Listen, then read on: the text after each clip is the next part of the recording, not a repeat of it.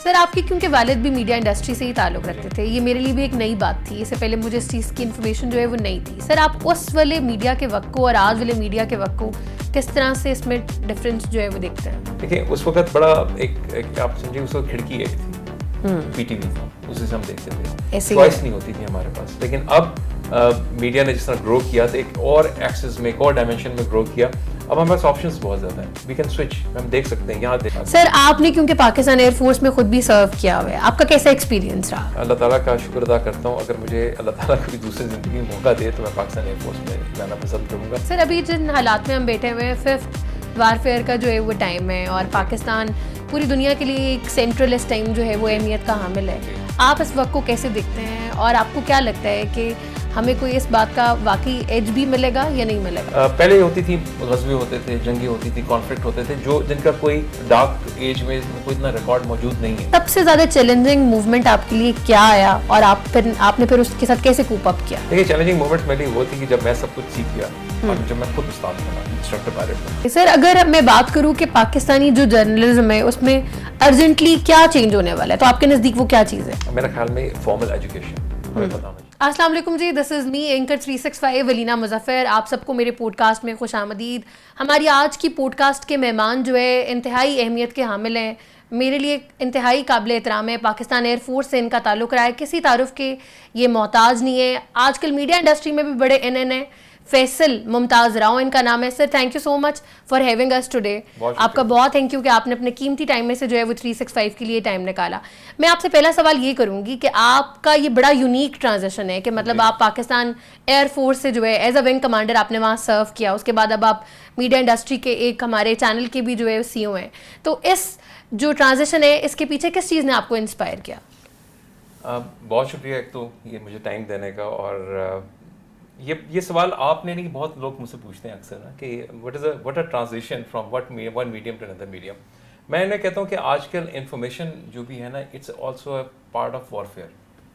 तो information warfare की वजह से मीडिया को, तो आपको पता ही मेरी फैमिली बैकग्राउंड की वजह से मैं काफ़ी मैं रहा हूँ इसी मीडियम के अंदर। तो मीडिया के अंदर मीडिया के पल्स का तो मुझे पता था, लेकिन एक एज ए प्रोफेशनल इसके अंदर अपने स्किल सेट को डेवलप करने के लिए एक बड़ी एक मोटिवेशन ज़रूरत थी। तो मुझे बड़ा अच्छा लगा, समझ आती थी, और फिर मैंने अपने आप को इक्विप किया, गेयर किया, और एक बड़े मुस्बत इरादे के साथ, मुस्बत नीयत के साथ मैंने इसके अंदर इस चैलेंज को कबूल किया कि ये एक जंग है, एक जिहाद है, और उसके अंदर एटलीस्ट जैसे सब लोग इसमें अपना रोल प्ले कर रहे हैं, मैं अपनी हम्बल कंट्रीब्यूशन करके लोगों तक वो मीडियम क्रिएट करूँ behind the scene, not on the screen, कि जहाँ पर लोग अपनी आवाज़ और अपने फैक्ट्स को अच्छी तरह तमाम लोगों तक पहुँचाएँ। तो ये मेरा हम्बल एफर्ट था और I am really enjoying it. Challenges हैं, media is not an everything, और इसमें क्या हो रहा है कि वक्त के साथ साथ एक होती मिस इन्फॉर्मेशन, डिसइन्फॉर्मेशन, वो फिर मैं आगे आपको चल के बताऊंगा कि वो कैसे इंजेक्ट करते हैं लोग, और हमें क्या, कैसे मीडिया को देखना चाहिए, इसको क्या करना चाहिए। तो आजकल की जो हमारी जो जनरेशन है, हमारी जो जेनजी है, और वो लोग जो कल का फ्यूचर होंगे, उनकी सही बात उनको पता चलेगी तो उनकी तरबियत भी सही होगी और वो काम पाकिस्तान के लिए बहुत अच्छा से करेगा। सर आपके क्योंकि वालिद भी मीडिया इंडस्ट्री से ही ताल्लुक़ रखते थे, ये मेरे लिए भी एक नई बात थी। इससे पहले मुझे इस चीज़ की इन्फॉर्मेशन जो है वो नहीं थी। सर आप उस वाले मीडिया के वक्त को और आज वाले मीडिया के वक्त को किस तरह से इसमें डिफरेंस जो है वो देखते हैं? देखिए उस वक्त बड़ा एक आप समझिए उस वक्त खिड़की एक थी, पीटीवी था, उसी से हम देखते थे, चॉइस नहीं होती थी हमारे पास। लेकिन अब मीडिया ने जिस तरह ग्रो किया तो एक और एक्सेस में, एक और डायमेंशन में ग्रो किया। अब हमारे पास ऑप्शंस बहुत ज़्यादा हैं, वी कैन स्विच, हम देख सकते हैं, यहाँ देख सकते हैं। तो अब मीडिया के अंदर पहले मैं समझता था कि एक बाज़ाब्ता तौर पे ना एक होता था, एक रूट होता था जिससे लोग गुजर के वहाँ तक पहुँचते थे, कोई क्वालिफिकेशन, कोई एक्सपीरियंस, कुछ लिखना, कुछ किताब, कोई कागज़ और इंसान का रिश्ता बड़ा क्लोज होता था। ये हमने देखा है उस वक्त से। लेकिन आजकल क्या हुआ है, सोशल मीडिया ने इसकी डायमेंशन को थोड़ा सा बदल दिया। जब से इंसान के हाथ में एक नहीं, दोनों हाथों में एक एक फ़ोन आया है, तो हर इंसान ये समझता है कि मैं एक जर्नलिस्ट हूँ और ये मेरा फ़र्ज़ है कि मैं उस मोमेंट को कैप्चर करके वहाँ तक बता दूँ। उसका क्या इम्पैक्ट होता है वो चीज़ें हम नहीं कैलकुलेट कर सकते, और ना वो बंदा जानता है जो वो कर रहा होता है। हाँ जी, तो वो क्या करता है, वो अपनी कहते हैं कि सोशल ऑब्लिगेशन समझता है, अपनी एक इनफरादी जिम्मेदारी समझता है कि मैंने इस ये जो एक्सीडेंट हुआ इसको उठा के मैं इस पर डाल दूँ तो मैंने अपना काम कर दिया, नहीं। इसे बहुत से एंगल्स में एक बेरारवी फैलती है माशरे के अंदर, और लोगों को जो चीज़ नहीं दिखना चाहिए, हर चीज़ का पता होना ज़रूरी नहीं होता, ठीक है। Excess of everything is bad. तो इन्फॉर्मेशन इनफ्लक्स, जो फ्लो ऑफ इन्फॉर्मेशन इतना बढ़ गया है कि हमें समझ नहीं आती, वी गेट कंफ्यूज। तो इसका कोई इतना मैंने कोई मुस्बत असर नहीं देखा, बट मैं अभी भी देखता हूँ हमारे चैनल्स पे बड़े बड़े अच्छे नाम हैं, मैं उनको सुनता हूँ, सीखता हूँ उनसे, उनकी बातें बहुत गहरी होती हैं और बहाने बहुत काबिल एहतराम है, लेकिन फिर सोशल मीडिया उन पर भी तनकीद करता है।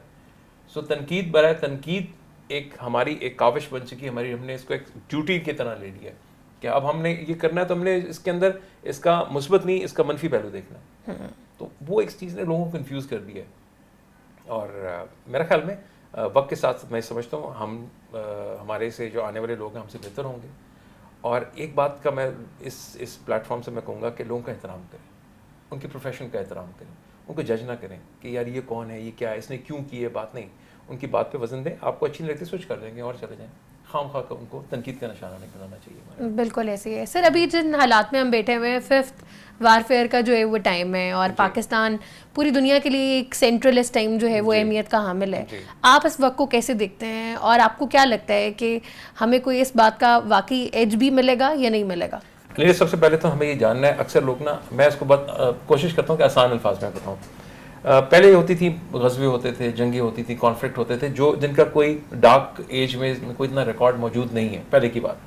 फिर हमारे गज़वे हुए, कि गज़वा बदर था, गज़वा ओहद था, इस तरह हमने बहुत सी जंगें लड़ी, गज़वा खंदक थी। वो माइंडसेट चेक करें कि क्या था उस वक्त का। ऐसे ही है। हम आगे बढ़ते हैं, फिर first generation second generation warfare पे मैं नहीं जाऊँगा, मैं थर्ड जनरेशन वॉरफेयर पे आऊँगा, जिसको हमने पढ़ी है, लिखी है, देखी है। वो क्या थी?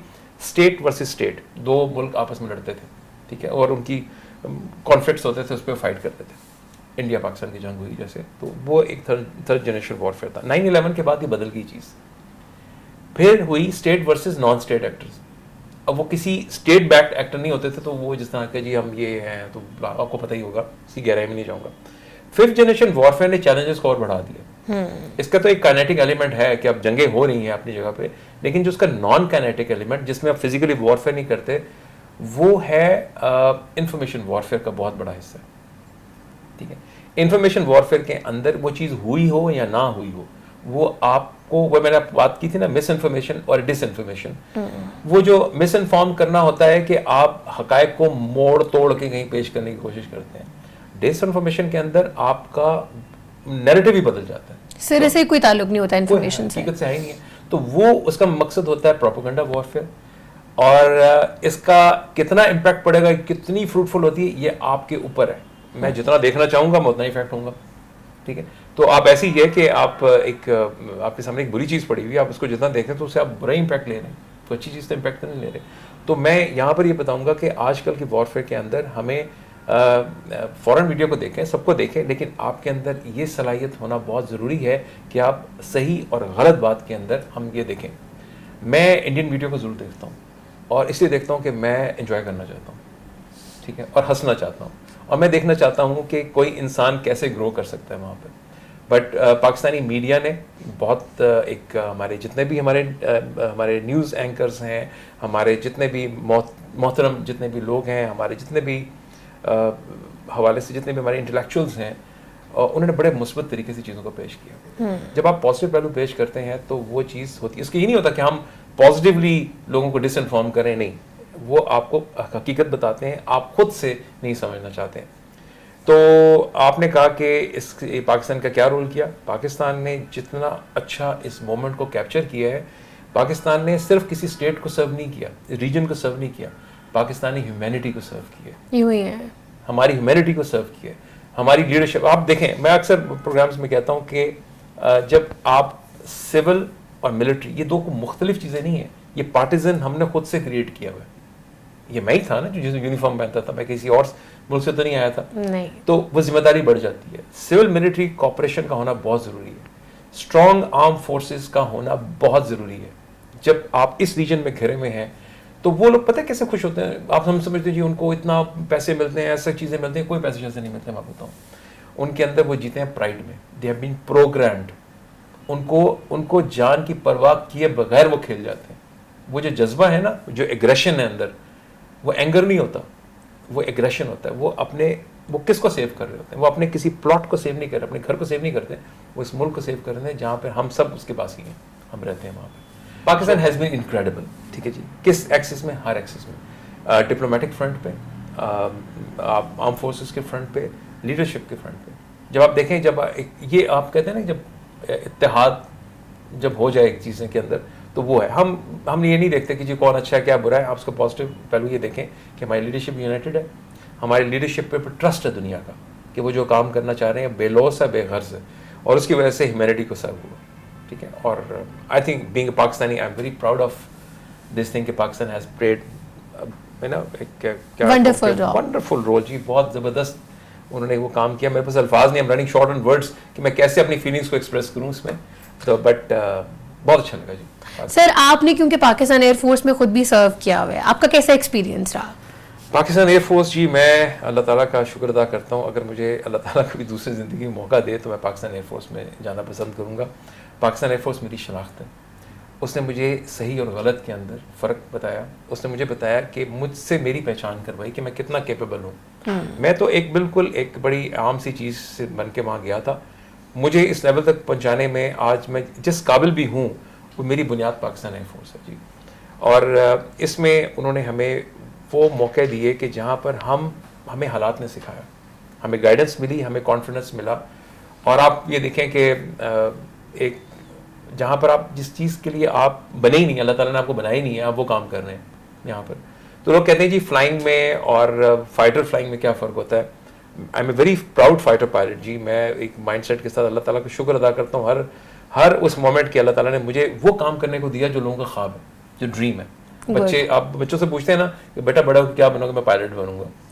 तो वो फ्लाइंग और फाइटर फ्लाइंग के अंदर फ़र्क ये है कि मैं किसी को आसान अगर आपको बताऊं, फ्लाइंग ऐसी है कि आप एक हॉर्स राइडिंग कर रहे हैं, ओके, और फाइटर फ्लाइंग है कि आप उस हॉर्स राइडिंग करते हैं, पोलो खेलते हैं। तो ये focus is not on horse riding, वो आपकी सेंसेस कर रही होती हैं, your focus in the game. तो वो फाइटर फ्लाइंग के अंदर आपको इतनी प्रिसीजन चाहिए होती है, इतना आपको you have to be the best of the best. आपका अपना सेल्फ कंपटीशन होता है। पासिंग मार्क्स पता आपको कितने होते हैं? 90%, नो लेस देन 90%। तो इसीलिए बड़ी फाइनेस्ट क्लास आती है। हम लोग थाउजेंड्स में थे, फिर उसमें से हंड्रेड्स में से आए, हंड्रेड्स में से कुछ हम लेस देन हंड्रेड्स में से आए, और आके हम अराउंड 20s में हम ग्रेजुएट हुए वहाँ पर। तो it is a very tough journey, but इसको जब आप लेते हैं और जब आपको पता चलता है कि आप पाकिस्तान के लिए सर्व कर रहे हैं, डायरेक्टली सर्व कर रहे हैं, और तो आई थिंक इससे बेहतर क्या चीज़ हो सकती है। सर, जितना करियर आपका पाकिस्तान एयरफोर्स में, सबसे ज़्यादा चैलेंजिंग मूवमेंट आपके लिए क्या आया, और आपने फिर उसके साथ कैसे कूप अप किया? देखिए, चैलेंजिंग मोमेंट्स मेरे लिए वो थी कि जब मैं सब कुछ सीख गया और जब मैं खुद उस्ताद बना, इंस्ट्रक्टर पायलट बना, वो जर्नी थी कि मैंने ये समझा कि अब मुझे फ्लाइंग तब समझ आनी शुरू हुई जब मैं खुद उस्ताद बना। उसमें फिर समझ आती है कि आप कैसे किसी को सिखाते हैं। फिर वो चैलेंजिंग मोमेंट होती है कि आप यू गिव योर बेस्ट, जो आपने सीखा है वो नेक्स्ट जनरेशन के अंदर आप वो उसको एक ट्रांसफ़र करें, और वो उसके अंदर जाए, और अच्छी नीयत के साथ वो आपको बड़ी सेंस ऑफ सेटिस्फेक्शन मिलती है कि मैं पाकिस्तान के लिए मैंने वो प्रोडक्ट, आज के जो भी हैं जो लोग जंग लड़ रहे हैं, यही इनको सिखाया हमने ही है। मैं क्रेडिट नहीं लेना चाहूँगा, बट अल्लाह ताला ने मुझे तौफीक दी, मौका दिया कि इनको सिखाया, और आज जो भी रिज़ल्ट मिल रहे हैं, तो एक जिम्मेदारी, चैलेंज जिम्मेदारी का था, साइकोलॉजिकल चैलेंज था, फिजिकल नहीं था। सर, जितनी भी मिलिट्री की लाइफ होती है, पाकिस्तान एयरफोर्स की लाइफ होती है, नेवी की लाइफ होती है, ये फुल ऑफ डिसिप्लिन होती है। आपके लिए डिसिप्लिन क्या मायने रखता है, और अभी सिविलियन बन के आप उसको कितना मेंटेन रखते हैं अपनी नॉर्मल लाइफ में? जी, डिसिप्लिन तो सब में होना चाहिए जी। तो अब लोग कहते हैं कि व्हाट इज डिसिप्लिन? मेरे ख्याल में discipline is to do the right thing at the right time in a right way. वो इसको डिसिप्लिन होता है। देखिए, आप खाना खाते हैं, आप हाथ धोए बगैर भी खाना खा सकते हैं, ठीक है। आप नवाला पूरे हाथ में भी लेके खा सकते हैं, आपके चेहरे पे भी लग सकता है, ठीक है। लेकिन अगर आप बैठ के तमीज़ से तरीके के साथ खाते हैं, तो right way is the simplest meaning of being discipline. आप उठते हैं, और उठते साथ आप अपना बेड बना लेते हैं, जूते उतारते हैं तो मोज़ों को वैसे नहीं फेंकते, और आप उसको रखते हैं, this is being discipline. I think ये सब में होना चाहिए। और इसमें डिसिप्लिन के लिए मैं पेरेंट्स को भी ये कहूँगा, it starts from your home. आपको घर से पता चलता है। बच्चे कहने से नहीं सीखते, आपको वो देखते हैं, ऑब्जर्व करते हैं, वो करने से सीखते हैं। आप करेंगे, वो भी वो करना शुरू कर देगा। सो ये बड़ा ज़रूरी है कि हम लोगों को अपनी लाइफ में डिसिप्लिन होना चाहिए, ऑर्गेनाइज होना चाहिए, क्योंकि वक्त के साथ चैलेंजेस बढ़ रहे हैं, चीज़ें ज़्यादा हो रही हैं, एक नहीं 2 मोबाइल हैं, क्या है, तो आप ऑर्गेनाइज होंगे, डिसिप्लिन होंगे तो आपको मज़ा भी आएगा जीने का।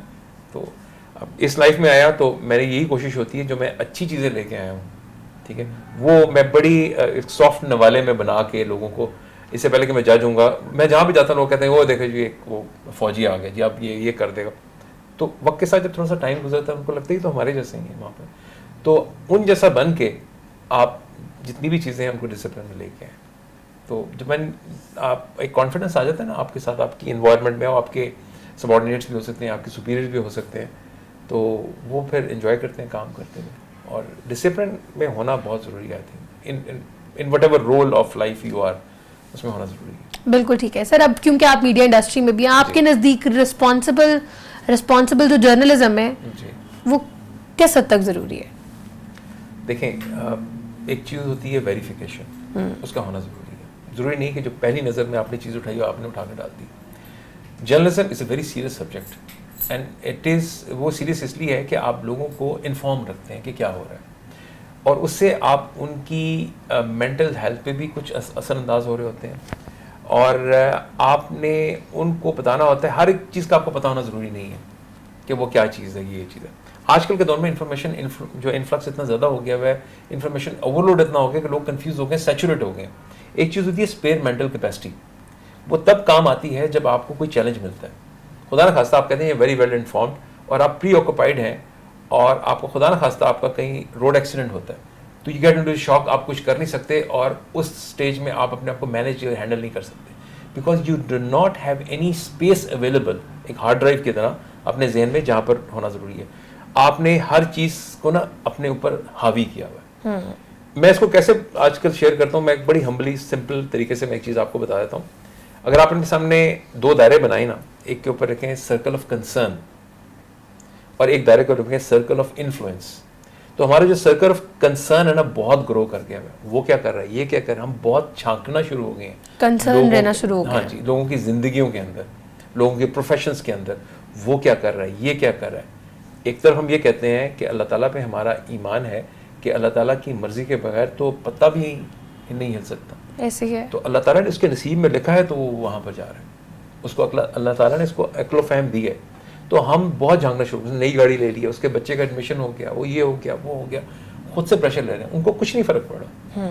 एक होता है सर्कल ऑफ इन्फ्लुएंस, दायरा इख्तियार, उसमें ग्रो करें, अपने बच्चों पे तरबियत दें, अपने घर पे फोकस करें। जब हर इंसान अपने अपना रोल प्ले करेगा, कंट्रीब्यूट करेगा, तो सोसाइटी में, मुआशरे में इतना बिगाड़ नहीं आएगा। तो मैं इसको इस तरह से देखता हूँ। तो रिस्पॉन्सिबल जर्नलिज्म के अंदर बहुत ज़रूरी है कि आप वेरीफाइड इंफॉर्मेशन दें, तस्दीक शुदा इंफॉर्मेशन दें, और हर बात ना बताएं, वो बताएं बात जो किसी के लिए फ़ायदेमंद हो, और कभी कभी मसलतन खामोश रहना भी एक पॉजिटिव जर्नलिज्म की तरफ एक इंडिकेशन है। बिल्कुल ऐसे ही सर। अगर मैं बात करूं कि पाकिस्तानी जो जर्नलिज्म है उसमें अर्जेंटली क्या चेंज होने वाला है, तो आपके नज़दीक वो क्या चीज़ है? मेरे ख्याल में फॉर्मल एजुकेशन हमें पता होना चाहिए। हर इंसान समझता है कि आज जो भी इशू हो जाए, ठीक है, मैं आ जाता हूँ बैठ के, मैं बताता हूँ जी इकॉनमी पे है तो मैं इकॉनमी पे बात करना शुरू कर दूंगा, वॉरफेयर पे करना शुरू कर दूंगा, जल्जला आया तो जल्जले पे बात करना शुरू कर दूंगा। जो भी चीज़ आएगी मैं समझता हूँ I am fully equipped, I am not educated but I am well informed. Information में और एजुकेशन के अंदर एक वाज़ेह फ़र्क है। हमें क्या करने की ज़रूरत है, बाज़ाब्ता तौर पर formally we should go through an academia to become a journalist. मैं अगर अच्छा बोल लेता हूँ और अच्छी आंख रखता हूँ, ये मेरी सलाहियत है, ये मेरी क्वालिफिकेशन नहीं है, ऐसे है। ये मुझे एनेबल नहीं करती, ये मुझे जस्टिफाई नहीं करता कि मैं आके इस मौजू पे अपने ख़यालात का इजहार करना शुरू करूँ और अपना नैरेटिव बेचना शुरू करूँ। फॉर्मल एजुकेशन होनी चाहिए, यूनिवर्सिटीज़ लेवल पे होना चाहिए, रिसर्च पेपर्स होना चाहिए, ताकि लोगों को पता चले। BBC, CNN, ABC, sky news, जब आप इनको देखते हैं, अल जज़ीरा को देखते हैं आप, तो वो इसलिए ज़्यादा लोग उनको मानते हैं कि वो एक प्रॉपर एकेडेमिया, एक सफ़र तय करके वहाँ तक पहुँचे होते हैं। हालात ने उनको नहीं बनाया होता। हमारे पास बिल्कुल चीज़ें हम लोग शॉर्टकट्स मारते हैं, या मार के हम देखा कि जी मैं अच्छा बोल लेता हूँ तो मैं जर्नलिस्ट बन जाता हूँ, माइक लेके पहुँच जाता हूँ, देखें जी हमने ये किया वो किया। नहीं, एक मुस्तनद और जिसको मैं फिर तस्दीक शुदा वेरीफाइड बात होनी चाहिए, और पढ़ के लिख के बात करें, थोड़ी देर से पता चलता है लेकिन सही बात होता है। आपके नज़दीक पाकिस्तान मीडिया इंडस्ट्री जो है क्या वाकई इंडिपेंडेंट है? देखें आपने सवाल बड़ा अच्छा किया, बड़ा मुश्किल भी किया, टेक्निकल भी किया। मैं इसको बड़ा आसान जवाब देता हूँ कि आपके घर में बच्चे होते हैं ना जी, तो बच्चों को सुपरविजन चाहिए होती है। बच्चों को हर कुछ नहीं पता होता। अगर आपके घर में छोटा बच्चा सो के जाओ टमाटर लेके आओ, वो अपने तजुर्बे के लिहाज से बातचीत लेके आएगा।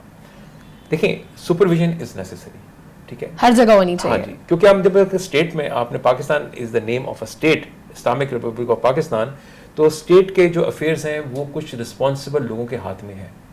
हमें ये बताना चाहिए, हमें ये एक्सेप्ट करना चाहिए कि उनको हमसे ज़्यादा पता है। नेशनल इंटरेस्ट जो है ना, इस पे तो जीरो टॉलरेंस है, जीरो कॉम्प्रोमाइज़ है। बट अगर हर इंसान ने अपनी नेशनल इंटरेस्ट की एक एक डेफिनेशन बना ली हुई है, तो वो डेफिनेशन उनके लिए तो ठीक होगी, एटलीस्ट मेरे लिए तो ठीक नहीं होगी। मैं वो समझूंगा जो मुस्तनद किताब में लिखी हुई बात है। In the light of national interest अगर वो सुपरविजन रिक्वायर्ड है तो बिल्कुल रिक्वायर्ड है, उसको पता होना चाहिए। इंडिपेंडेंस हर जगह में अच्छी भी नहीं लगती। हमें ये भी नहीं पता चलना चाहिए कि मैं सब कुछ चला दूँ और मुझे जो चीज़ अच्छी लगेगी मैं कहूँगा कि नहीं है। उससे इख्तलाफ राय में होना बड़ा ज़रूरी है। डायलॉग जनरेट करना चाहिए। हमें अपने अंदर एक सब्र और पता नहीं क्यों नहीं हम बेसब्र इतने हो गए हैं यहाँ पर। अगर सब्र एहतराम हम रखेंगे तो हमें समझ आएगी कि अगले की बात को सुने। We should be good listener, ठीक है। हम उसकी बात को रोक के माइंड को स्विच ऑफ करते हैं और अपनी बात करना शुरू करते हैं। देखिए जब तक मैं बोल रहा हूँ मैं कुछ सीख नहीं रहा हूँ, ठीक है। जब मैं खामोश हो जाऊँगा, आप बात करेंगे तो मैं कुछ सीखना शुरू करूँगा। एटलीस्ट टॉलरेंस पैदा करें अपने अंदर, तनकीद को बर्दाश्त करें। नो वन इज़ परफेक्ट, कोई भी नहीं है। हम फरिश्ते तो नहीं है ना, ठीक है। हम भी इंसान हैं, हमसे भी गलती हो सकती है। तो अपने उन पहलुओं को, अपने उन ब्लाइंड जोन्स को लोगों को बताने दें कि भाई आप में ये कमी है, इम्प्रूव करें, अपने आप से बात करें, सोचें। और फिर आई थिंक आसान अच्छा भी लगता है कि इंसान ग्रो करता है। फिर आपको सेल्फ सेटिस्फेक्शन होती है कि जी ये चीज़ें हैं। तो मेरा ख्याल में कि थोड़ा सा बर्दाश्त पैदा करनी चाहिए, थोड़ी सी चीज़ों को नज़रअंदाज कर देना चाहिए और एहतराम का नहीं छोड़ना चाहिए दायरा। जो आपसे ज़िंदगी में आपसे पहले आया है, आपसे बड़ा है, ये वो अपने साथ एक प्रिविलेज कार्ड लेके आए और मुझे उसको रिस्पेक्ट करना है। We should exercise gratitude. हमें उनको तारीफ़ करनी चाहिए लोगों की, उन किसी मकसद के नहीं, बेलौस बेगर्ज होकर हमें किसी को, बुजुर्गों का एहतराम करना चाहिए। बच्चों से भी शफकत करें, उनका भी एहतराम करें। वो आपको बहुत चीज़ें सिखाते हैं आजकल। बट ओनली थिंग इज़ कि हमें ये जो बातें मैं कर रहा हूँ तो लोग समझते बड़ी अच्छी अच्छी बातें करें, नहीं, ये चैलेंजेस हैं। ये चैलेंज को फेस करके, अडॉप्ट करके ही आप माशरे के अंदर एक अच्छे इंसान बन सकते हैं। बिल्कुल ऐसे ही। सर आप यंगस्टर्स को क्या एडवाइस करेंगे जो मीडिया इंडस्ट्री में आना चाहते हैं? पढ़ के आएँ, अपनी सलाहियतों को आप जानें, अपने आप से बात करें। And you must know your self कि मैं क्या करूँगा। देखिए मीडिया इंडस्ट्री का मतलब है you are becoming the face of Pakistan, ठीक है। अगर मैंने कोई बैंड अपनी आर्म पे पहना हुआ है या एल्बो पे पहना हुआ है और शर्ट के अंदर वो नज़र नहीं आ रहा, वी नीड चूज़ के I will be a part of a media. Media क्या है कि मीडियम्स की डेफिनेशन है ना, प्लूरल है कि मीडिया है। तो मैं उस बैंड को निकाल के सर पे पहन लूँगा। अब मैं I will become a face of Pakistan.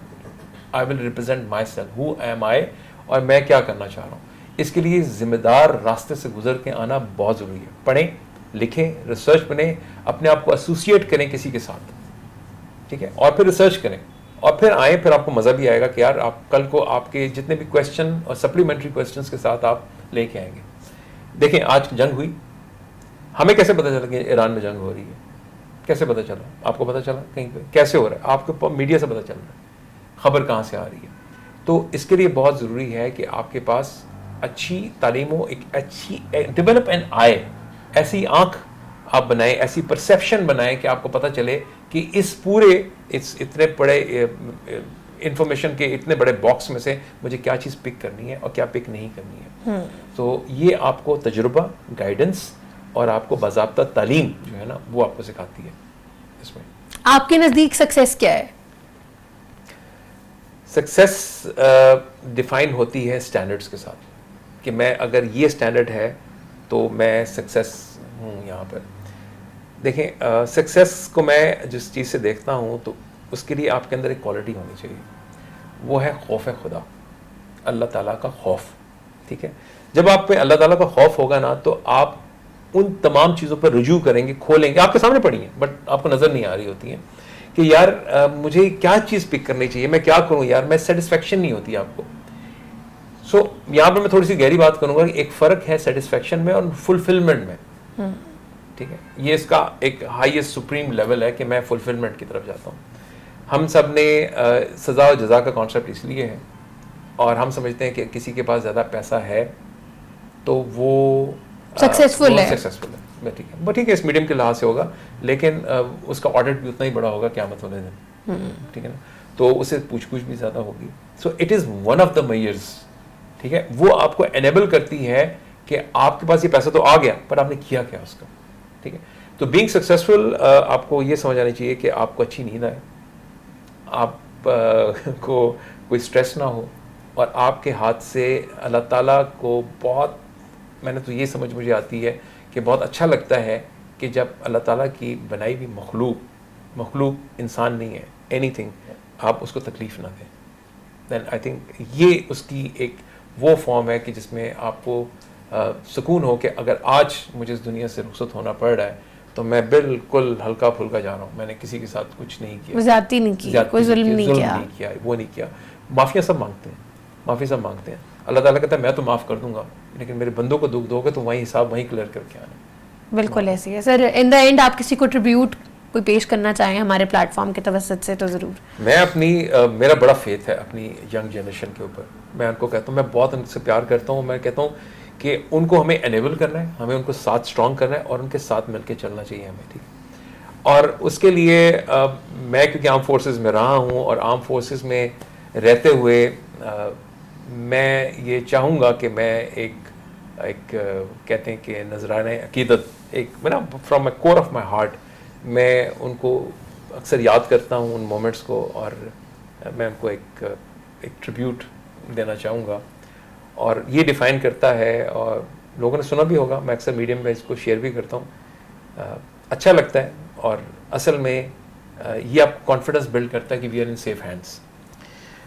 तो उसमें कुछ मुझे जो याद है, और उसको याद मुझे पता नहीं कितने सालों से याद है, मोर देन 35-40 ईयर्स से बस है, it has become a part of me. वो कहता है कि हम आंधियों से तेज़, सदाओं से तेज़ गाम, हम आंधियों से तेज़, सदाओं से तेज़ गाम, सरसर कदम सुमूम नफ्स सायकाए खराम, उड़ते हैं जब फ़ज़ाओं में लेके खुदा का नाम, अशरार रोज़गार से लेने को इंतकाम, फिर हम किसी जगह से हटाए नहीं हटते, आरे भी चले सर पे तो कांटे नहीं कटते। हम आसमान पाक के शाहीं व शहपर, हम आसमान पाक के शाहीं व शहपर, रखते नहीं किसी से कोई दुश्मनी मगर, आमादे फसाद जो हो जाए अहले शर, डाले हमारे मुल्क की जानिब बुरी नज़र, फिर कसम हम खुदा की, फिर कसम हम खुदा की मुजस्सब अताब हैं, एक कहर है, बला है, गज़ब है, अजाब है। तो ये एक मैं बताना चाहता हूँ कि this is what we are. आपका काम क्या है? बस हमारे साथ खड़े रहें, हमें हौसला दें, हमें और कुछ नहीं चाहिए, आपका प्यार चाहिए, और फिर देखें कि आप कितने सेफ हैंड्स में। बिल्कुल ऐसे ही सर, आपके बहुत गोल्डन वर्ड्स थे, thank you so much once again कि आपने आज हमारे लिए टाइम निकाला। थैंक यू वेरी मच कि आपने मुझे इस काबिल समझा कि आप आएँ और मैं अपने कुछ हम्बल व्यूज़ आपके सामने रख सकूं। तो आपका बहुत बहुत शुक्रिया। Always obedient sir, thank you so much. Thank you very much.